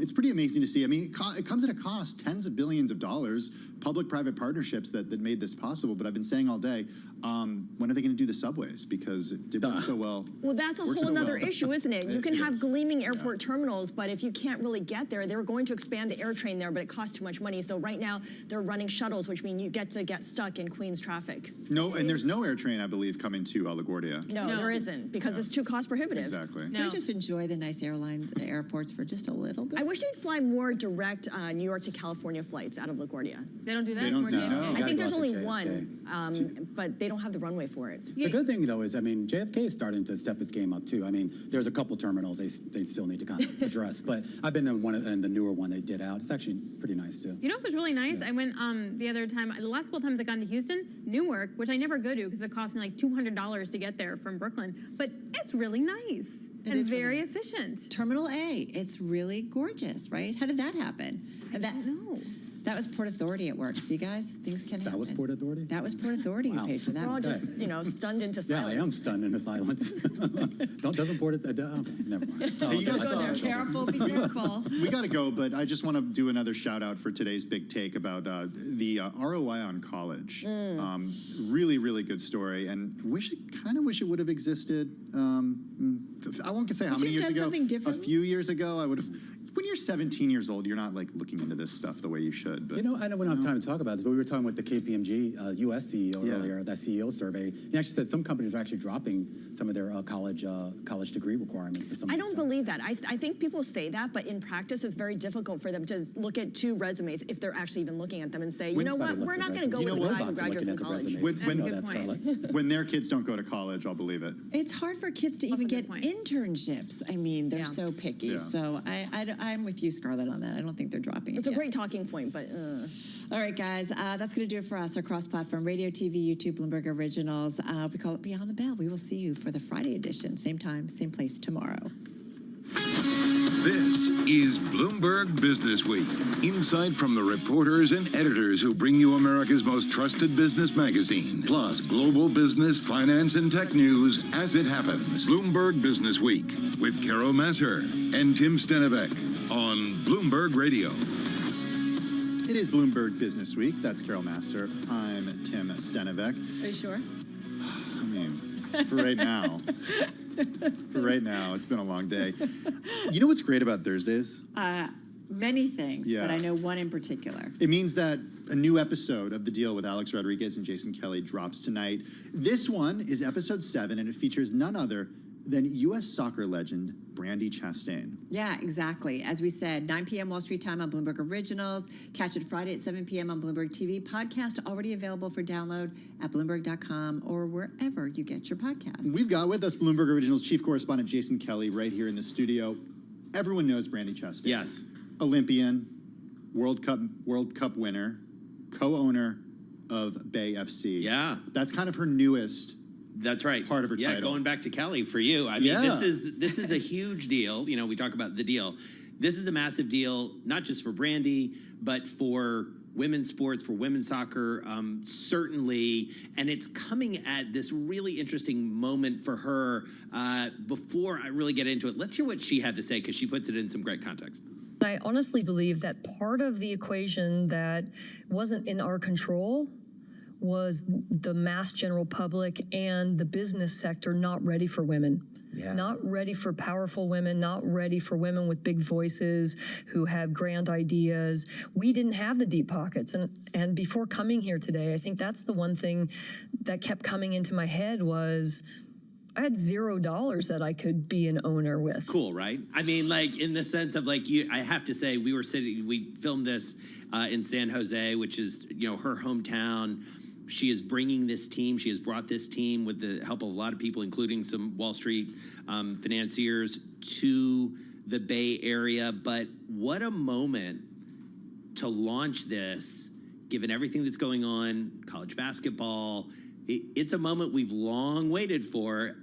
Kind of feels like it's here, Care. Yeah, my fingers are crossed, but it's interesting to hear her say that, right? And I'm curious to Alex's, perspective. Yes. Men in sports, very different perspective in terms of probably accessing money and funding, right? Yep. And then women's sports, which is finally does feel like it's having its moment in time, but it's taken a while. Well, and the key thing here that really came through in this interview, I mean, and as you guys know, I mean, these are all the things that I love. It's like sports and private equity. That was exactly what I was going to say. Literally the things you've written books about. Exactly. This is sports Jason Kelly. and private equity. This is my world. The forces coming together.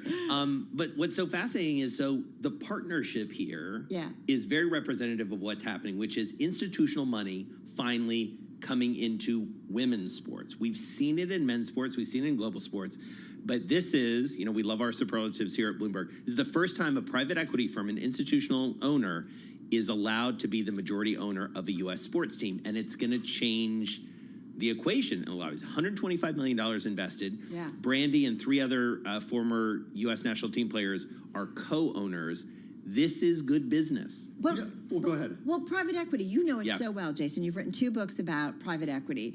And I do wonder that, their thinking, though, is often make an investment with the thinking of spinning it out in Right. so many years because that's what their investors want. They want their returns. So how does does their perspective when it comes to sports change? So, great question. Notably here, they have structured the deal as essentially an evergreen investment. So they're not going to get in and get out.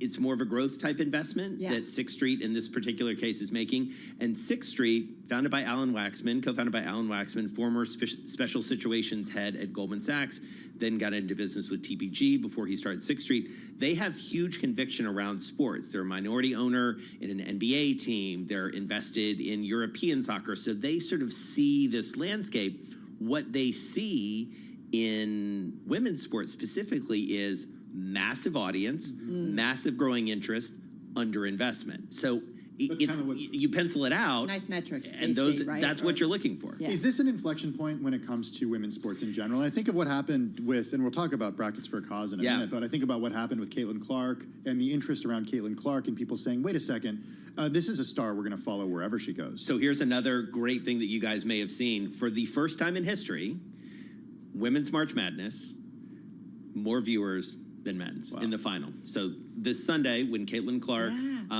came up just short against South Carolina. A little bit. Monday, UConn wins. Fewer people watch that game than watch Caitlin Clark. So I think it is. I mean, we literally just, I ran downstairs to do this with you guys because we just finished taping an upcoming episode of Deal with Stephen A. Smith from ESPN. Yeah. And we actually posed that question to him. Can Caitlin Clark do for the WNBA what she did for the NCAA? And he says, yes, it's possible. And one of the things he said is because she's a great shooter. She's an unbelievable player, and her game will translate. We already know that coming into this next season, coming into the WNBA season, she's going to go #1 next week, almost certainly. The opening game ticket prices for Indiana, where she is most likely to play, $500 a seat. That's unheard of. Yeah. Now, what's fascinating to stitch it all together is this was the hope in 1999 when Brandi Chastain and her team won the World Cup. So there's a lot more momentum, but I think most importantly, and you guys can appreciate this more than anything, there's a lot more money. Yeah, exactly. But it's interesting. I don't know. Is that it? Women off and running in terms of the attention, the money, or is it still going to be? These players that all of a sudden everybody's drawn to it. Yes. So you need more players. You need more investment. You need more sponsorship dollars, and you need more revenue because ultimately, one of the huge gaps still. I mean, you talk about pay gaps. Yeah. There is a massive pay gap between between male athletes and female athletes. And they do often say, well, the TV rights aren't there, or this is how they justify TV rights are coming, and but they're nowhere near, say the NFL or something like that. So that is where a lot of work is still to come for sure. But what you're seeing, I think, and there was a very interesting example of this actually in women's soccer last night. Eli Manning is co-owner of Gotham FC, over in New Jersey, playing their home games there. Patrick Mahomes is a minority owner of the KC Current. Those teams are playing. Guess who was smack talking on X last night? Eli Manning showing off his championship ring from Gotham and saying to Patrick Mahomes, yeah, you've got 3 Super Bowl rings. I only have 2, but you don't have one of these. But that actually, I mean, it's hard to sort of quantify what that means. But if the most important athletes literally in the world are talking about this game, it's a pretty good bet. Yeah, exactly. Like you think about that attention and their interest alone, what that means. Brackets for a cause? Yeah, let's do it. So, as you may have read in the New York Post yesterday, Whitney Wolfe Herd from Bumble. This is amazing. Wins the men's bracket. She came in second 2 years ago, recruited into this contest by John Gray, who's an investor in Bumble. She has now bested him and actually came in second 2 years ago and came in first this year, picked UConn, beat out Joe Reese, our friend of this show. Is this kind of hard for the dudes? Can I ask that? I think it's great. I mean, she is a brackets whiz, and on the women's side, Jason's such a diplomat. On the women's side, Don Cornwell, who I believe you guys also know, longtime banker at Morgan Stanley, then at PJT, now running his own sports fund with Jonathan Nelson. He came in first on the women's side. Almost $1.2 million raised this year. Records all around. And bottom line, that's what it's about. It's like amazing. The amount of money that's raised. I love the enthusiasm, how everybody gets into it, but bottom line, a lot of money. Just a reminder of some of the names in here. Okay, Harvey Schwartz at Carlisle, Bill Ackman, Ken Griffin coming in third, Mike Bloomberg, Cliff Asness. It's like the ultimate. Yeah. Jason, did you? The ultimate. I don't see your name on the bracket. No, Jason. no, I don't quite have the cheddar for that power bracket. All right, be sure to get the deal with Alex Rodriguez and Jason Kelly. That's tonight at 9 p.m. Wall Street time on Bloomberg Originals.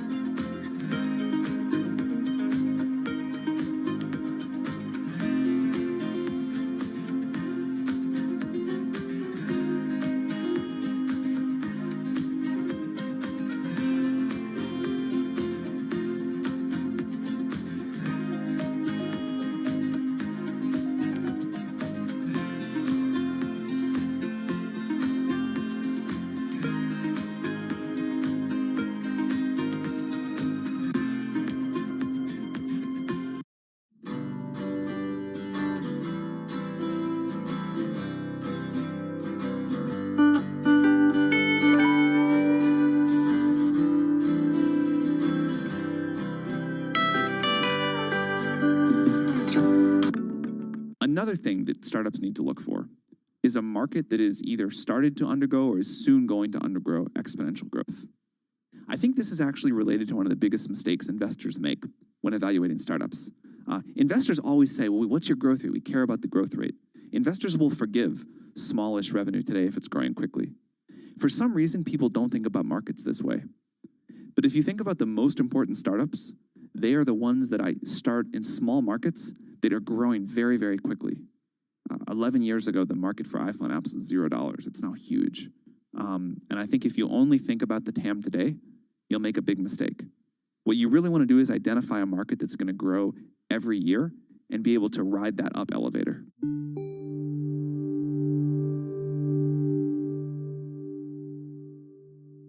I want a bank that shows me what I spend instantly. We're Monzo. Give us a go. See? I want a bank that can help me budget for the things I need, like a new leather jacket for Bingo. We can do that. Bingo's my cockapoo. Hi, Bingo. It's a real faff to sign up. It takes less than 10 minutes. Race you. You're on. Time's up. How'd you get on? It's a draw. Is it? We hear you, Bingo. You make Monzo Monzo.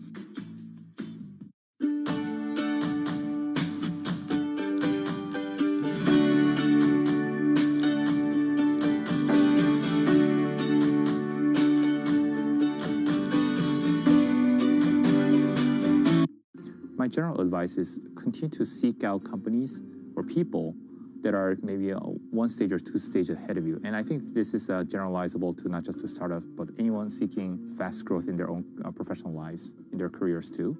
What does greatness look like? Try to seek out people who've been there, done that before, and then try to not connect with one, but try to interview 3, 5, 10 people to see what is a general pattern of greatness that look like that will get you to the next level of the company, next stage, maybe a year, 12 months from now, 24 months from now. Seek out people who kind of went down that path a few times. Then you'll start to find this pattern that start to emerge. What are things that you need to have 12 months from now, 24 months from now that you currently don't have? Then try to build a path towards that. It's almost like Amazon's or Jeff Bezos' mantra of working backwards. Think about what your end game or next stage look like, and then figure out your steps to getting there and who do you need to work with, upgrading or coaching your existing team or recruiting from somewhere else to really level your leadership. Because ultimately, the job of a CEO is to do 3 things, right? One is get the strategy right for your company, making sure it's executed, get the right teams onboarded, getting the resources, whether it be fundraising or allocating your resources. So it's strategy, people, or team, figuring out how you need to navigate those things to get to the next level.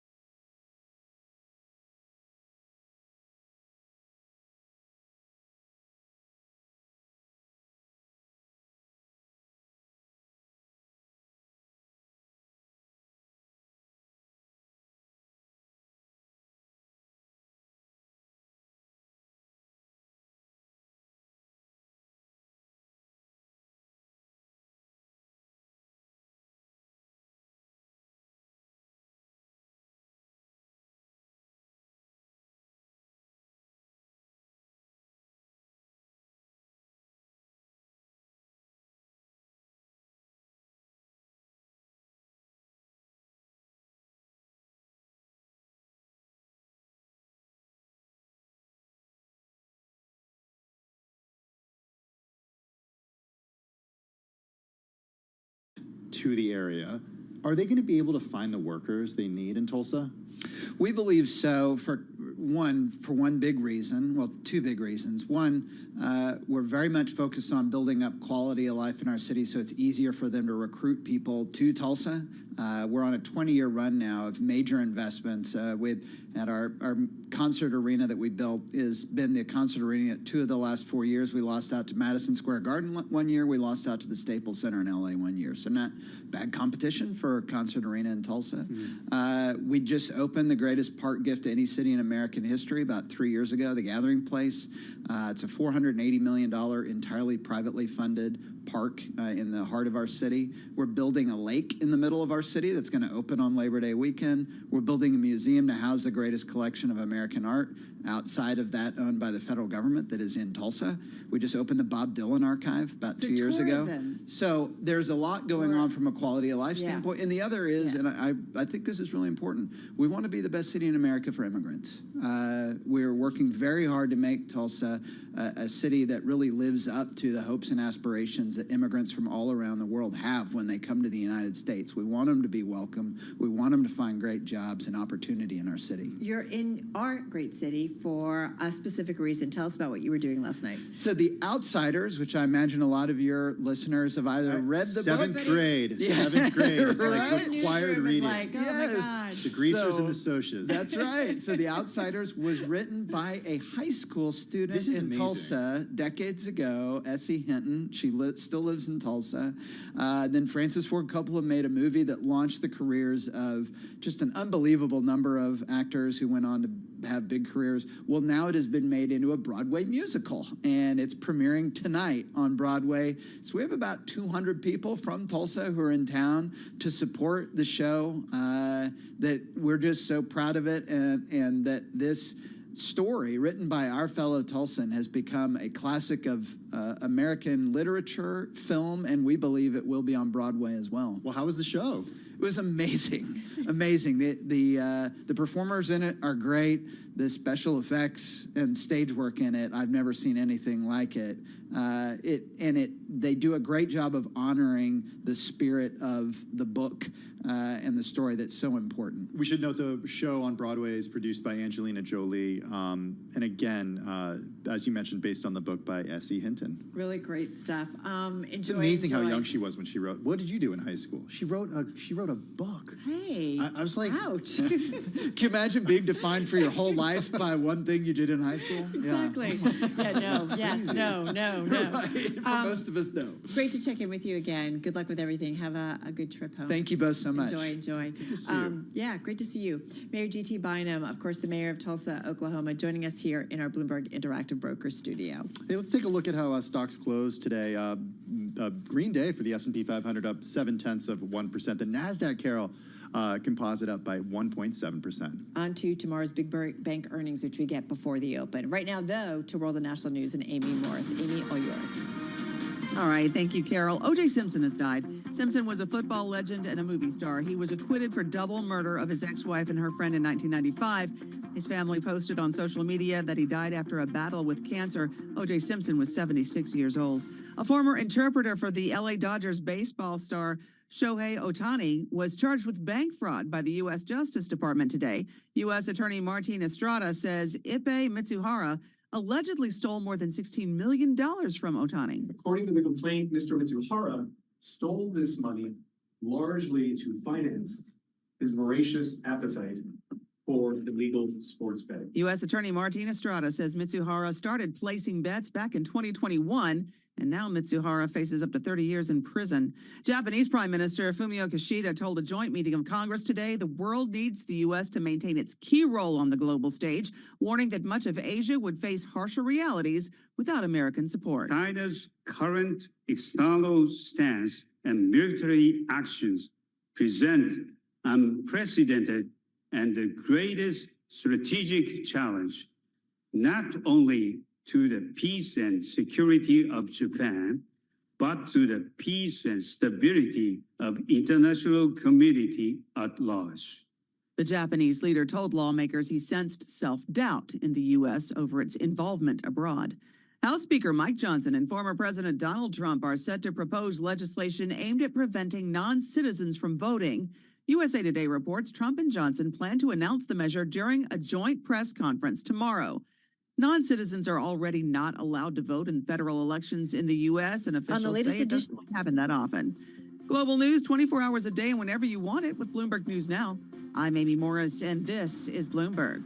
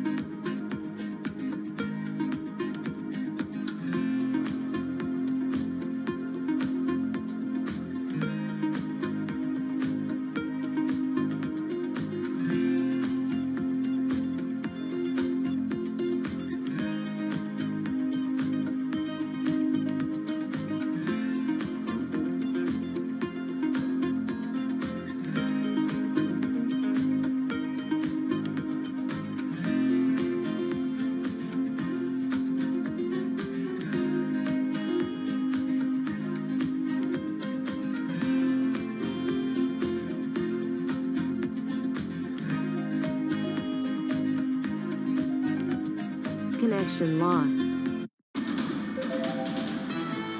It's 4:40 on Wall Street. We do check markets all day long here at Bloomberg. It turned out to be an up day for the S&P and NASDAQ, but the Dow Jones Industrial Average faded. Dow today was down 2 points, a little change, down less than 0.1%. S&P 500 index up 38, higher today by 0.7%. The NASDAQ Composite Index was up 271 points, up by 1.7%. 10-year yield 4.58%, with a 2-year today 4.95% on the 2-year. Spot gold today was up 1.8%, $23.77 the ounce. West Texas Intermediate crude lower by 0.7%. Morgan Stanley shares today down 5.2%, falling the most in 5 months after a Wall Street Journal report that a number of regulators are scrutinizing the firm's efforts to prevent potential money laundering by wealthy clients. Next up for Wall Street, bank earnings tomorrow morning. We hear from J.P. Morgan Chase, Citigroup, Wells Fargo, and yes, Bloomberg Radio is going to be all over those earnings as they break. I'm Charlie Pelleton. That is a Bloomberg Business Flash. Thank you so much for that update, Charlie Pellet. Really do appreciate it. Well, Carol, the new issue of Business Week is out, and in it, a story about Scotty Cameron's custom golf clubs that are solid investments, objects d'art, you might even say, that attract a whole other level of devotee. Just ask Tiger Woods, Brooks Koepka, others. Are they worth the love? Writing about it is freelance contributor Chris Almeida, who joins us now about the putter choice that's turned a brand into an asset class. Brooks, Chris, who is and what is Scotty Cameron? So Scotty Cameron is a putter maker based in Southern California who has been making putters since he was a kid. You know, he started tooling around in his garage with his dad when he was a preteen, and he was a competitive golfer as a junior, but, you know, pretty quickly realized that he wasn't going to make it as a pro. And so he decided to go all in on making putters. And when he was in his 20s, an old instructor of his brought in a 12-year-old Tiger Woods to come see the clubs that he'd made, and Tiger, as a little kid, loved them and has more or less played them ever since, which has been part of what has made Scotty Cameron's business so successful. In the mid-90s, he signed a contract to be exclusive with Titleist, major, golf manufacturer. And then in 97, Tiger Woods obviously won the Masters with this very distinctive Scotty Cameron putter. It was a black putter with a bunch of white dots in the back and a copper insert in the front. And ever since then, the brand has exploded. And now his custom putters, which are differentiated from the ones that Titleist sells, that are mass manufactured, are extremely expensive and very hard to get. And every golfer wants one. But even if you can afford it, you can't often get your hands on one. Okay, so talk about the supply and demand part of this here, because this is a company that does essentially drops a limited edition, limited supply of these putters in time increments, and people line up for them, and very few people actually get them. Yeah, so they've definitely embraced some of the drop culture that has been, made very popular by brands like Supreme. They release about 4 or 5 custom putters to the public every week via email newsletter. And these will vary in design until Wednesday when this email goes out. You don't know what any of these are going to look like. They could be different colors, have different weird stampings on them. They could have, a different kind of neck or a different kind of putter blade or whatever, and they'll be priced accordingly. And I think around 4 years ago, demand for these rose so high that they would sell out basically within seconds of the email going out. And so they had to institute a lottery system where now when the email goes out, you have to say, I'm interested in buying this putter, and click a button and enter to buy it. And if you get an email back saying you've been chosen to buy it, you get the privilege of spending $4,000 on one of these clubs. These are the Circle T's, right? Yes, Circle T, which is it's a logo kind of inspired by a branding iron that is meant to denote, somewhat misleadingly that these clubs are for tour use only. So originally these were clubs that only went out to players on the PGA Tour, players that were playing professionally. And so they really were, custom clubs that are only made for the best players in the world. Now, obviously, Scotty Cameron and his, fellow employees are making putters for pros, but these, they have a stock that is released to the public that, is very similar to the things the pros are getting. Speaking of stock or stocks, you get into in the story, goods and items that sell on the secondary market. So the story gets into how this has become an asset class. Talk a little bit more about that. Yeah, so I said how much they cost when you buy them directly from the company. When you buy them not directly from the company, they're going to be at least twice as expensive. So you'll see these, particular putters, depending on what they are, can go for tens of thousands of dollars. And then often when they are, this is basically the putters that look just like Tiger Woods' putter can sell for hundreds of thousands of dollars. So I talked to Ryan Carey, who runs Golden Age Auctions, which is an auction house that basically sells golf collectibles, and he managed to get his hands on a Tiger Woods backup putter, which is something that Scotty made for Tiger, just in case something happened to Tiger's main putter. And this eventually got sold, and then when it was auctioned by Golden Age Auctions, it sold for $400,000.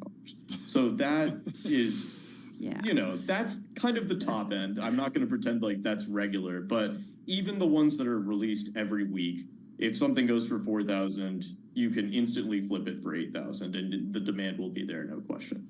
So I guess the big question that I have is, does the putter really change your game? Probably not that much. It's hard to say, and this is, I think, part of the mystique or the, romanticism of putters in general is that, putting is a hard part of the game to measure. Golf clubs in almost every other part of the game, drivers, irons, wedges, the things that those clubs are doing can be measured. The spin rates can be measured. The club path that, a particular golfer has can be measured, and then you can design a club to really fit that well.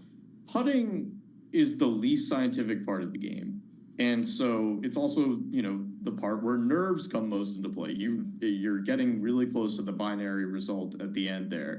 And so a lot of what has to do with being a good putter is confidence and repeatability, and it's hard to know what is going to give you confidence and what's going to make you feel good. And so people get a little religious about their putters, and you see people always trying to say that their putter, this new putter that they've gotten, this putter that's been with them that they got from their grandfather, whatever, is the one and is going to make a huge difference. And that is part of what plays into, the desire for such an expensive object.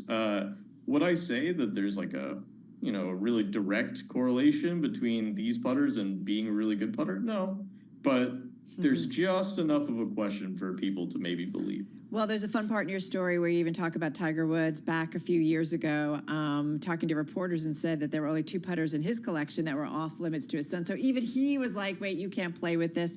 But Cameron was asked, right, in your story, just got about 25 seconds left here, maybe it isn't the engineering, maybe it's just players being psyched out that this putter makes them better, just quickly. Yeah, he was pretty clear about that. He's sometimes if you have a good putter that you love and you think is beautiful, you're going to think positive thoughts, and that'll make you putt better. Well, in the meantime, It's a great story. It is. It's great history in terms of Mr. Cameron as well, and the brand, the individual, and just what he's created. Hey, Chris, thank you so much. Freelance contributor Chris Almeida joining us here on Bloomberg. This story, as we mentioned, in Bloomberg Business Week, funded online and also on the Bloomberg terminal. This is Bloomberg.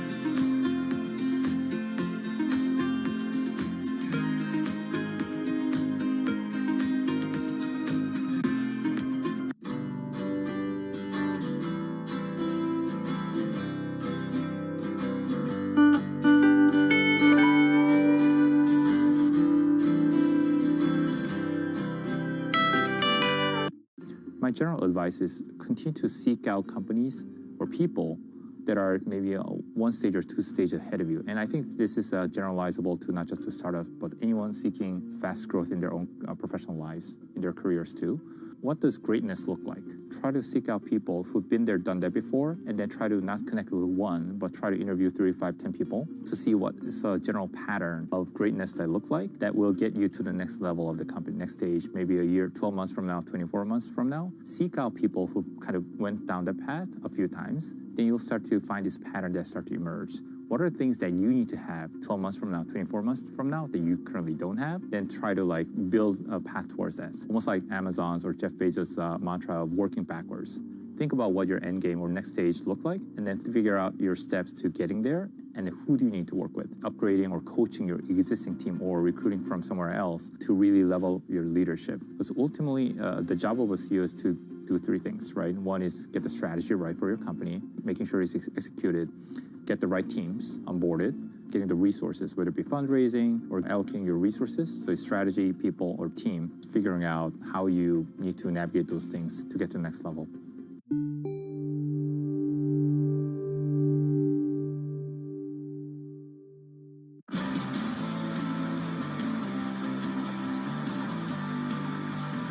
Well, when I was younger, I used to be in bands. I'd play drums in bands and toured America with them, did a lot of session drumming, recorded albums. So yeah, it was good fun doing the drumming. The only reason I stopped it, well, I still play, but not as serious as I did when I was younger, but drumming doesn't pay the bills. I was never good enough to be able to pay the bills with it, but it was good fun.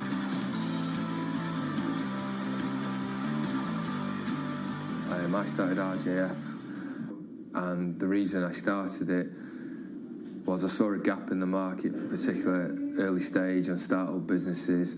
With the experience that I've got of running businesses, of being a finance director at the very biggest companies in the world to being finance director of small startups, we were looking at providing more than just basic accountancy services. So yes, we'll do all that. We'll do all the basic, all the statutory side of things that you need to do.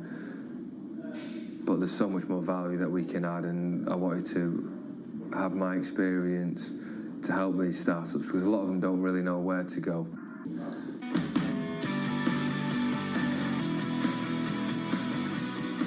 You can go to your high street accountants and they can do a good job compliance-wise, but you would question whether they've actually been in the fire line of a business. Have you been in a business where you're thinking, how do I pay wages next week? Or business is really successful, what do we do with it next? Or how do we grow it? How do we grow in into international territories, or how do we grow our markets, how do we expand.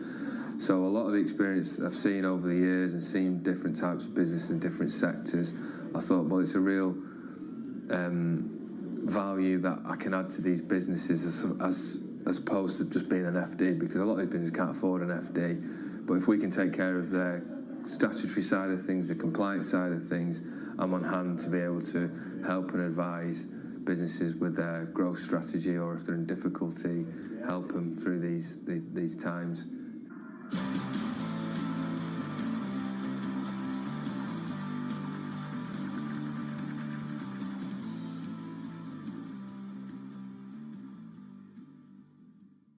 We got Amy Morris in the Bloomberg 99.1 newsroom in Washington, D.C. Hey, Amy. Hi, Tim. Donald Trump will not be deposed on Monday after all, because it conflicts with his hush money trial. Donald Trump was scheduled to be deposed in a case filed against him by two co-founders of his social media startup for allegedly trying to dilute their 8.6% stake. The hush money case on Monday is the first of his 4 criminal indictments to go to trial.